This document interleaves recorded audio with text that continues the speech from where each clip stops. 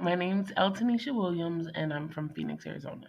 I was raised by my great grandparents, so I started to live life really fast, and growing up with a lot of different comforts, and I think stemming from a lot of sexual abuse that I experienced since a very, very young age, actually, like 2 years old.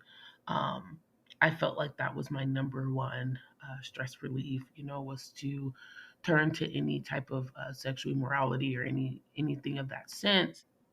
It led me to just not really have a foundation when it came to one partner or people that I may know that I just gave myself to. And I started to have kids. I had actually two children before this situation had happened. And I was just really lost in my life when my grandmother had passed away, and was just looking for comfort in all different areas, sex, money, and drugs. And with sex being one of the strongest ones, I got pregnant after my second child. Oh, wow. And it was difficult because I had a lot of mixed feelings about it. I was just going through a not yet married divorce, but I was like, I can't be a single mom with three children. And I went to go get an abortion and I just couldn't do it. My body, I was shaking. I was in there and I'm like, I can't do this. I'm selfish and just all these other things running through my head. So I left the clinic and I started to just feel like, yeah, I got this. I'm okay. I know that everything happens for a reason. I ended up being about 3.5 months.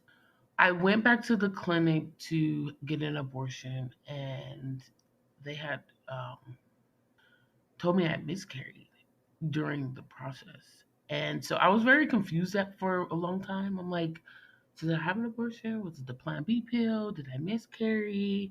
I went into a downward spiral of depression. Two women at my church were pregnant at that time, and we were all like pregnant and supposed to have our babies. And I just it was just a lot going on in my emotions. I felt like just a lot of guilt, a lot of self denial, trying not to take ownership because of the feeling like I would be judged by the world and people, and it was a lot. So I have a 5-year-old son and a 7-year-old daughter, and my 5-year-old son. Um, it's a long story. I don't want to really get into that, but I actually went 3 times to have an abortion with him. One of the times I paid for it and could not get my money back. I've always been like, it's not the child's fault. I just, I've really been in a space where I don't think it's okay, but I also don't think it's okay for someone else to have to basically have a decision on what you should do. The guilt took me out. So I'm grateful to just have overcame that. But I mean, I'm still here, right? Like I'm still alive, I'm still living, and so knowing where guilt took me as far as, like downward spirals, isolation, thoughts of suicide, I I just I was just like, I can't live like this. Like I don't believe I'm still alive to hold on to the past. Did I wish I didn't have a choice? Yes. I wish I didn't have to consider having an abortion. Yeah, I definitely wish that was something that was like, okay, cool, we can just do this. And